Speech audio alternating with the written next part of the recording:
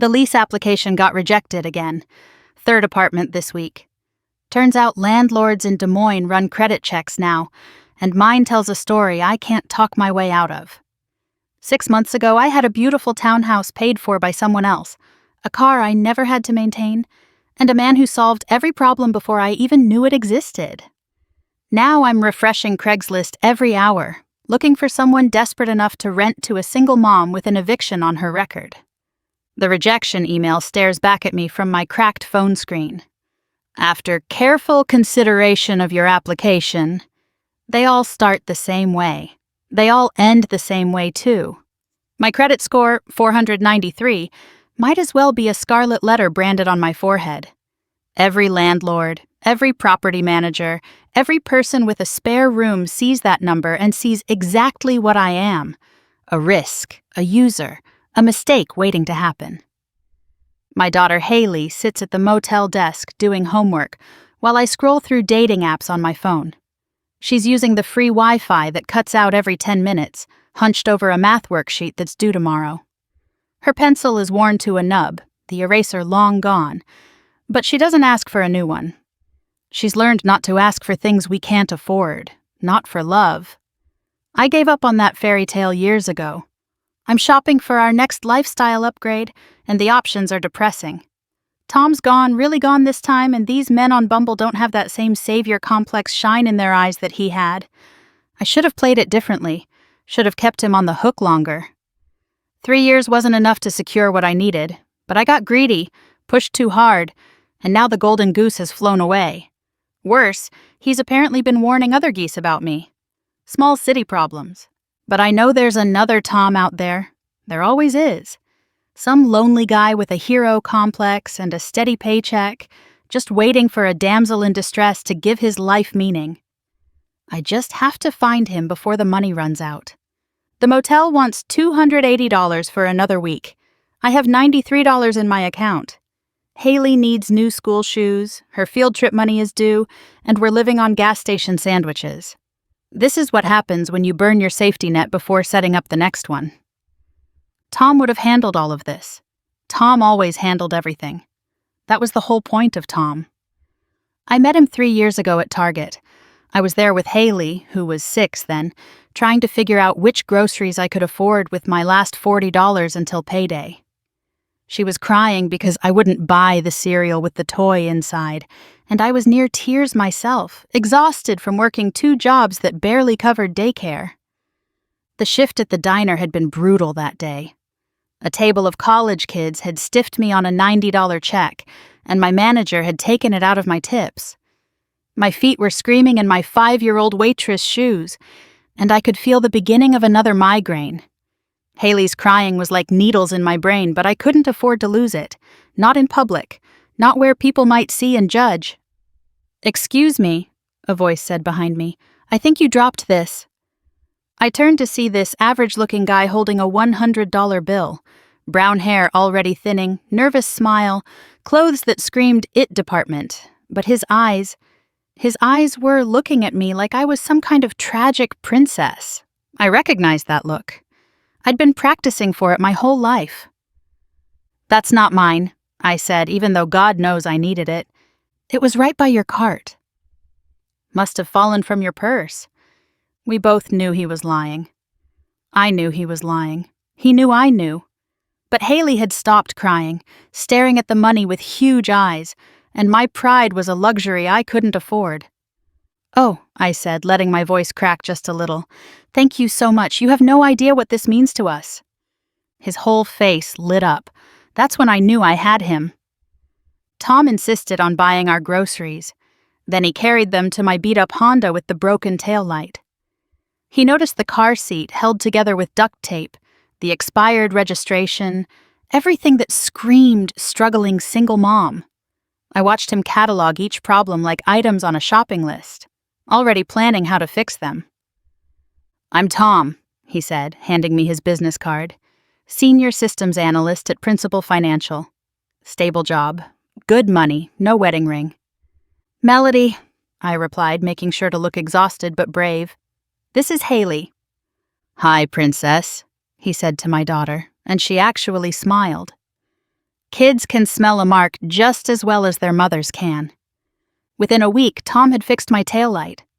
Within a month, he was taking us to dinner twice a week, always family places like Applebee's or Chili's where Haley could be loud and no one cared. He never suggested anywhere fancy, anywhere that might make me uncomfortable. That's how thoughtful he was, how carefully he handled us like we might break. "You don't have to keep buying us dinner," I'd say, knowing exactly how he'd respond. "I want to," he'd insist. "I eat alone too much anyway. This is doing me a favor."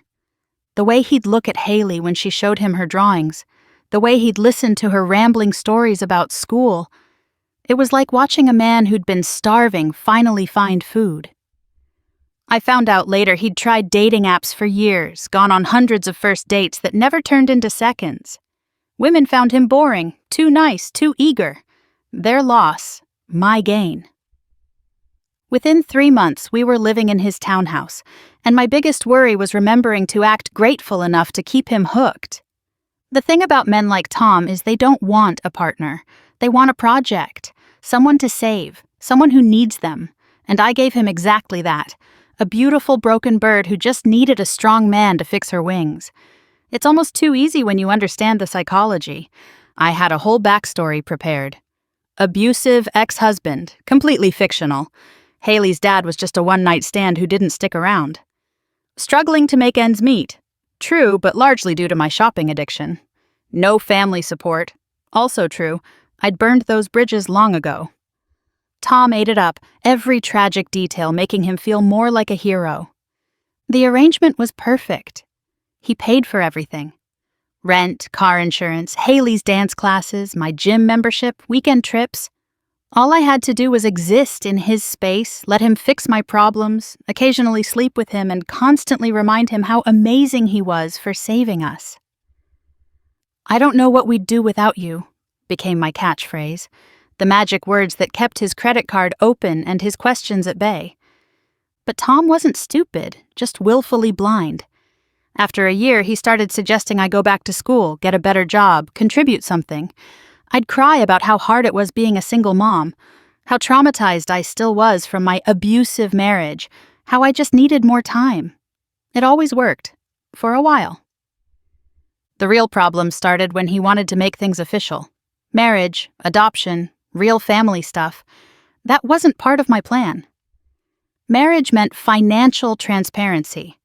It meant joint accounts where he'd see where the money really went. It meant legal ties that would make it harder to leave when I found a better situation. "I'm just not ready," I'd say, letting tears fall perfectly. "After what Kyle did to me." Kyle was my fictional ex-husband. I'd given him a whole personality, controlling, violent, unfaithful. Tom hated a man who didn't exist, but Tom was persistent. He'd been patient for 2 years, playing daddy to Haley, paying for everything, asking for nothing but companionship in return. He wanted more. He deserved more, honestly, but deserving and getting are two different things. That's when I started laying groundwork for my exit strategy, opening credit cards in my name using his address, squirreling away cash from the grocery money, looking for the next Tom while living with the current one. The credit cards were easy. Tom had put me on his Amazon Prime account, given me access to his mailbox. Every pre-approved offer that came in, I'd accept. Discover, Capital One, Chase. Within 2 months, I had $8,000 in available credit that Tom knew nothing about. I told myself it was insurance, a safety net. Really, it was an escape fund. I'd take $50 here, $100 there from the grocery money. Tom gave me $500 a week for food and household expenses, more than enough for the 3 of us. I'd shop at Aldi instead of Whole Foods, buy generic instead of name brand, then pocket the difference. He never checked receipts, never questioned why our meals got simpler while the grocery budget stayed the same. "I'm trying to eat healthier," I'd tell him when he noticed. "Less processed food, more basics." He'd kiss my forehead and praise me for taking care of our health. Our health. Like we were a real family. Like this was permanent. I found a prospect. Richard, A divorced dentist with joint custody of his kids and a clear need for a woman to complete his family portrait. We'd been texting for weeks, meeting for coffee when Tom thought I was at yoga. Richard had already mentioned his lake house, his boat, the European vacation he wanted to take with someone special. My mistake was getting sloppy. 3 years of easy living had made me comfortable, careless. I forgot to delete a text from Richard. Tom saw it when I asked him to check the time on my phone. Such a stupid amateur mistake. He didn't confront me right away. That should have been my first warning. Instead, he started asking questions. Why did I need $300 for Haley's dance costume when he'd just paid for one last month? Why was I at yoga for 3 hours? Could he see the credit card statements for the cards in my name? You don't trust me? I'd turned on the tears, pulled out all the manipulation stops. After everything I've been through, you're acting just like Kyle. But something had shifted in Tom. The puppy dog eyes were gone, replaced by something harder, clearer. He stopped apologizing, stopped backing down, stopped believing. The end came on a Tuesday. I got home from my yoga class, actually apartment hunting with Richard, to find my belongings in boxes by the door. Tom was sitting at the kitchen table with a manila folder in front of him. The boxes were neat, organized, labeled in Tom's precise handwriting. Melody, bedroom. Melody, bathroom. Haley, clothes. Even in evicting us, he was methodical, considerate. It made my stomach turn. Sit down, Melody, he said. Not asking, telling. His voice was different. Gone was the soft, eager-to-please tone I'd gotten used to. This was someone else, someone I'd never met, someone I'd created by pushing too far. I tried to play confused, innocent, but he opened the folder. Credit card statements showing thousands in charges he'd never approved. Text messages to Richard he'd somehow recovered from my deleted folder. Photos. Actual surveillance photos of me entering Richard's apartment building. Worst of all, a background check showing no record of my marriage to the fictional Kyle. No restraining orders, no police reports. Nothing but a string of evictions and court judgments for unpaid debts. I hired a private investigator, he said calmly, like he was discussing the weather. 2 months ago, when you started coming home with restaurant receipts in your pocket from places you said you'd never been. Did you know they can recover deleted texts? Pull location data from photos? Track credit applications? Technology is amazing. My mouth went dry. 2 months. He'd known for 2 months and said nothing. Kept paying for everything, kept smiling, kept pretending while building his case against me. I wanted to help you, he said quietly. I saw a struggling single mom, and I wanted to make your life better.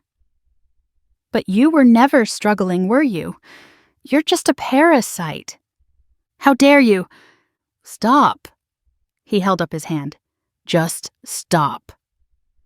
I've already talked to a lawyer. You have 30 days to find somewhere else to live. I'll cover this month's expenses for Haley's sake, but that's it. We're done. You can't just kick us out. I have rights, Tom. No, you don't. You're not on the lease. We're not married. You're a guest who's overstayed her welcome. He pulled out another document. I've also frozen all the credit cards and changed the passwords on everything. Your gravy train has reached its final stop. I tried everything. Tears, threats, seduction. Nothing worked. Tom had finally woken up from his white night dream and seen me for what I really was. What about Haley? I played my last card. You're the only father she's ever known. Don't. His voice went cold.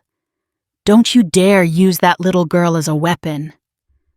I love Haley, which is why I'm giving you 30 days instead of 30 minutes. She deserves better than this. He pulled out another document. I've also set up a college fund for her. It's in a trust that only she can access when she turns 18. You can't touch it, can't borrow against it, can't manipulate your way into it. At least something good will come from these 3 years. I stared at the papers. $15,000. He'd put aside $15,000 for my daughter's future while I'd been scheming to leave him. The contrast was almost dizzying. His genuine care against my calculated use. You don't have to say anything. It's not for you. It's for the little girl who calls me Uncle Tom and deserves better than being raised as a prop in her mother's con games. He stood up to leave, then turned back. I've also had conversations with Richard. Showed him the background check, the credit report, the real story. He's blocked your number, permanently. My blood went cold. You had no right. Consider it a public service. He actually smiled then, but it wasn't the warm smile I'd gotten used to. Good luck finding your next victim, Melody. Word travels fast in Des Moines. That was 6 weeks ago. 30 days to pack up 3 years of comfortable living. 30 days to watch Tom systematically dismantle the life I'd built on his dime. He kept his word about covering Haley's expenses that month, but nothing extra. No grocery money beyond the basics, no gas money, no little extras I'd gotten used to. The other single moms at Haley's school suddenly stopped talking to me. My gym membership was canceled. The salon where I got my nails done every week said they were booked solid indefinitely. Tom's reach was longer than I'd realized, his nice guy reputation earning him sympathy and me exile. Even worse, my backup plans fell through one by one. Richard blocked me on everything. 2 other prospects ghosted after first dates. One actually said, "I heard about you and Tom Morrison." I'm not interested in being anyone's meal ticket. So now I sit in this motel room, scrolling through profiles of men who don't know my reputation yet. The pickings are slim. Most of the good marks, the lonely divorced dads, the inexperienced nice guys, the savior complex sufferers, have apparently been warned about me. I'm down to the bottom feeders now, the ones with their own red flags who can't afford to be picky. "Mom, I'm hungry," Haley says, looking up from her homework. "I know, baby. We'll get dinner soon." She doesn't complain. She's learned not to. At 9, she's already too aware of our situation, too good at reading the room. Sometimes I catch her looking at me with eyes that seem older than they should be, and I wonder what she really thinks of her mother. My phone buzzes. A match on Bumble. Gary, 51, divorced, trucker. Not ideal, gone too much, probably doesn't make enough, but beggars can't be choosers. I open with my usual, "Hi, single mom here, just looking for someone real. Hope that's not a deal breaker." It usually isn't. These men love the idea of rescuing a single mom, makes them feel needed, important, masculine. The trick is finding one with enough resources to be useful but not enough experience to see through the act. Tom saw through it eventually. After 3 years of paying my way, solving my problems, being my hero, he finally realized I was never going to be the grateful, devoted partner he'd imagined. I was just going to take and take until something better came along. The funny thing is, I almost convinced myself it was real sometimes. Tom was genuinely kind, patient with Haley, generous with his money, always trying to make us happy. There were moments, watching him teach Haley to ride a bike, seeing him wait up when I came home late, finding little notes he'd leave in my lunch, when I almost felt guilty. But guilt doesn't pay rent. Love doesn't buy groceries. And genuine kindness is just easier to exploit than suspicion. Gary messages back. Wants to meet for coffee tomorrow. I'll wear my shabbiest clothes, mention my struggles casually, let him see Haley's worn backpack. If he's the right kind of mark, he'll offer to buy her a new one. That's always the first test. "Can we go back to Tom's house?" Haley asks suddenly. "I miss my room." "That's not our home anymore, baby." "Why not?" Tom said he loved us. Sometimes love isn't enough, I tell her, which is true in its own way. Tom's love was never going to be enough to turn me into someone I'm not. Someone who contributes equally, who builds rather than takes, who sees a partner instead of a paycheck. I'm 34 years old, still attractive enough to catch attention, still young enough to play the struggling young mom card. But the clock is ticking. Each failed relationship adds to my digital trail, my reputation, my baggage. Each burned bridge makes the next crossing harder. Tom is probably at home right now in his comfortable townhouse, maybe dating someone new. Someone who appreciates his stability, his kindness, his desperate need to help. Someone who sees a partner, not a mark. Good for him. He finally learned that not every damsel wants to be saved. Some of us just want a comfortable tower to wait in while we shop for a better rescue. My phone buzzes again. Gary wants to know if I need him to pick us up for coffee. Car trouble, I type back. Would really appreciate the help. It's not entirely a lie. Everything in my life is currently car trouble, as in I'm about to lose mine if I can't make the payment. But Gary doesn't need to know the details yet. First, I need to see if he's worth the performance. Wear your old shoes tomorrow, I tell Haley. The ones with the holes. She nods without question. She's learned the routine, even if she doesn't fully understand it. Someday, she'll either hate me for it or thank me for teaching her how to survive. Maybe both. The motel room smells like mildew and broken dreams. The couple next door is fighting about money. It's always about money in places like this. 6 months ago, I had a king-sized bed and 1,000 thread-count sheets. Now I'm sleeping on a mattress that's seen things I don't want to imagine. But this is temporary. Everything is temporary. Gary might be the next Tom, or he might just be a stepping stone to someone better. Richard might have blocked me, but there's always another Richard, another Tom, another nice guy who thinks he can save the pretty single mom with the sad story. The trick is staying one step ahead of my reputation. Maybe it's time to think bigger. Leave Des Moines, try Chicago or Milwaukee. Fresh hunting grounds where Tom's warning calls haven't reached. Where I can reinvent myself again, craft a new sob story, find a new savior. Mom? Haley asks. Are we going to be okay? I look at my daughter, really look at her. She has my eyes, but not my hardness. Not yet. There's still something soft in her, something that believes in happy endings and Prince Charmings.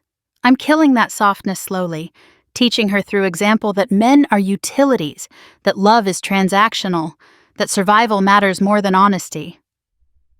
We're always okay, baby, I tell her. We're survivors. It's not the lesson I should be teaching her, but it's the only one I know. Tomorrow I'll meet Gary for coffee. I'll be charming but vulnerable, grateful but not desperate. I'll let him see just enough struggle to activate his hero complex, but not enough to scare him away. It's a delicate balance, one I've perfected over years of practice. The coffee shop will be crucial. Not Starbucks. Too expensive, makes me look like I'm not really struggling. Not McDonald's. Too obvious, trying too hard. Maybe Panera. Respectable but affordable. I'll order a small coffee and nothing else. Count my change carefully. Let him see me hesitate over whether I can afford it.